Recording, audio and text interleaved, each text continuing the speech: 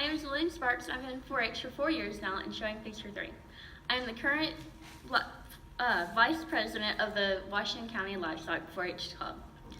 Today I'll present to you the difference between commercial hogs and show pigs and try to determine which is truly the better market animal. Pork chops, pork loin, pork rib, pork roast. Pork.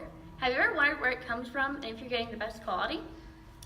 Whether you buy your pork from commercial grocers, your local farmer's market, or your neighbor who shows your animals, the meat you buy can and will vary from place to place. But what type is truly the better quality? The answer, commercial hogs. There are many reasons for this, which include, but are not limited to, the variations in genetics, like the stress gene, food quality, and the actual processing of the animal. Before I jump in, let's test the waters a bit with a brief introduction to the pork industry.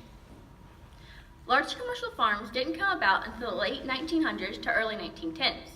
Before that, there was mostly family farms with only a handful of pigs. Throughout both World Wars and the Great Depression, pork producers wanted a very fatty animal. But by the 1950s, consumers became concerned about the fat content in the meat, so they started producing leaner animals over time. In the 60s and 70s, most finished hogs weighed in about 190 pounds. Then the packing houses realized that it took just as much money and effort to kill and process a 300-pound hog as it did a 200-pound one. Packers then encouraged producers to grow them bigger in order to have more product to sell. And caught between the needs of the packer and the desires of the consumer, only the largest of pork producers could stay in business and profitable, raising all but a few small pig farms out of existence. All of this leads us to where we are today, with large, lean swine and the majority of pork producers being large commercial farms. Now that I've given you a bit of history, let's jump right in. One of the most defining characteristics that separates show pigs and commercial hogs is PSS, or porcine stress syndrome. PSS is a recessive gene that causes pigs positive for it to have PSE, pale, soft, and exudative meat. Carcasses from these pigs drip in the cooler and lose moisture, causing the meat to be very dry when cooked. In an Iowa State study, 95% of stress-positive pigs had PSE meat, and 15% of them died when being moved from one place to another. Originally, this gene was favored in the show pig community, as it made swine develop extreme lean muscling. But over time, they realized that the extreme side effects caused more problems than they were worth, and now farmers are actively trying to eliminate the gene from their herds. At some national shows, over 40% of pigs are stress carriers, and 4% are stress positive. In commercial herds, it has all but been eliminated, as only 12% are carriers and less than 0.5% are positive. Previously, I mentioned that producers shaped the pork industry by producing leaner hogs. But how did they start doing that? They obviously didn't just yell at the pigs to go to the gym more often. So how did they do it? With a little something called selective breeding. Selective breeding is the process of only choosing animals with specific phenotypes to reproduce.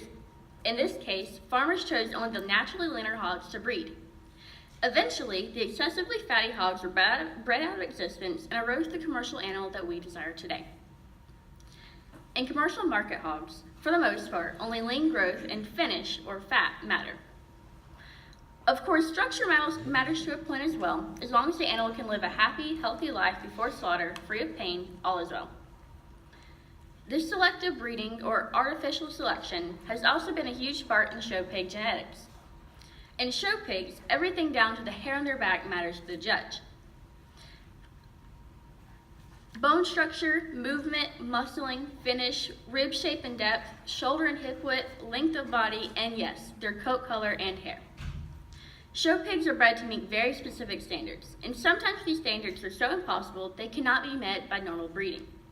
So showmen use various supplements and drugs to reach these standards, which leads me to my next topic, food quality. There's one thing everyone, either producer or consumer, wants out of an animal. And that thing is lean muscle, and lots of it. Sometimes it's impossible to get the amount of muscle growth that is desired. So many showmen and some commercial farmers use various supplements such as Paline that contains drugs which may increase protein synthesis or protein creation. One major drug that is used, in show pigs especially, is called ractopamine, a beta-agonist drug and the main ingredient in paling. Other beta-agonist drugs are known to cause increased heart rate, insomnia, headaches, and tremors in humans, meaning eating meat that contains this drug may cause these side effects. In both pigs and cattle, the FDA has linked the drug to excessive hunger, anorexia, bloat, respiratory and hoof problems, lameness, stiffness, stress and aggression, and finally, death. In fact, death is the most reported problem with ractopamine. While most other drugs have a clearance period of 2 weeks to help ensure the compound is flushed from the meat prior to slaughter, there is no clearance period for ractopamine. If the drug is administered in the days leading up to slaughter, as much as 20% of it can remain in the meat you buy. If it's that bad, why hasn't it been banned, or at least had a warning label placed on it? You may ask. Well, it actually has been banned in over 160 countries, including ones across Europe, Russia, mainland China, and Taiwan. Currently, there's nothing preventing farmers from using it in the US.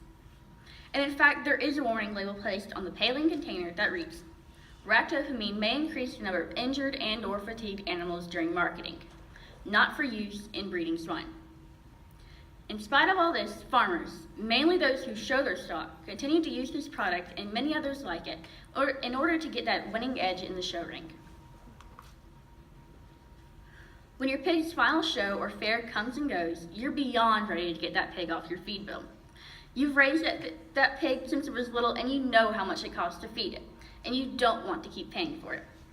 But this can actually be very bad for you and for your butcher. All pigs, whether commercial or not, need to go through a period of finishing off. In other words, they need to be fed a higher fat content feed for a month or more before they are processed. During this period, pigs shouldn't be experiencing much muscle growth, and instead need to be gaining IMF or intramuscular fat and subcutaneous fat. Intramuscular fat is the fat that is distributed within the muscle, while subcutaneous fat is the tissue that forms around the outside of the muscles.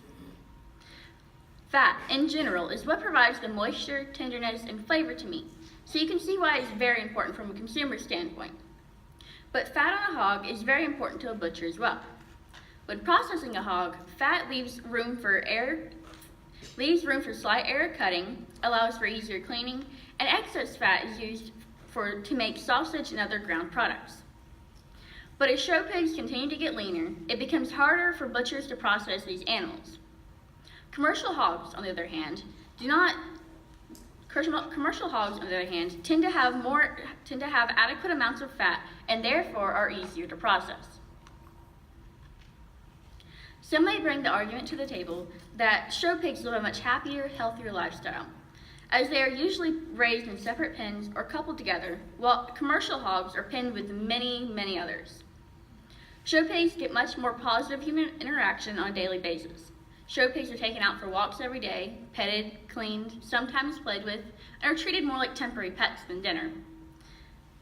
Commercial pigs, however, usually stay inside the same four walls their entire lives, and the only positive human interaction they receive is when the feed bucket comes. While all of this is very true, show animals of any species undergo much more stress in their lives than a commercial animal ever will.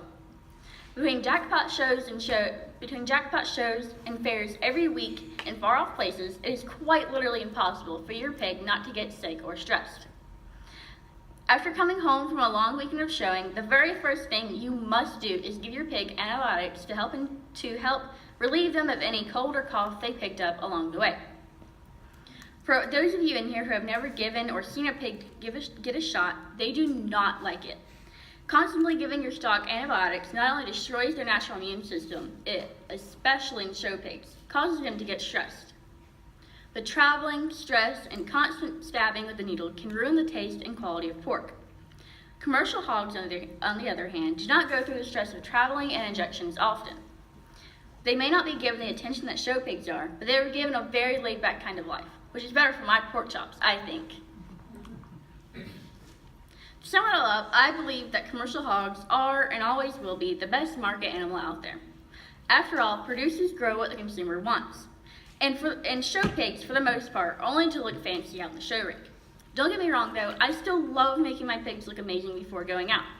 But it is still important to remember that sometimes you have to sacrifice the winning edge of show pig genetics for a good market animal, because in the end, that is the final goal for your project.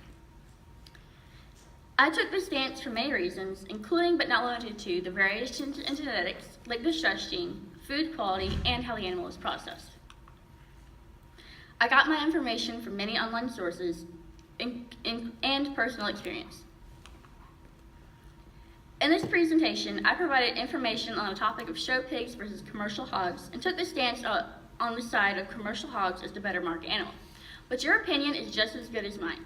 And if you'd like to share it later, I would appreciate it.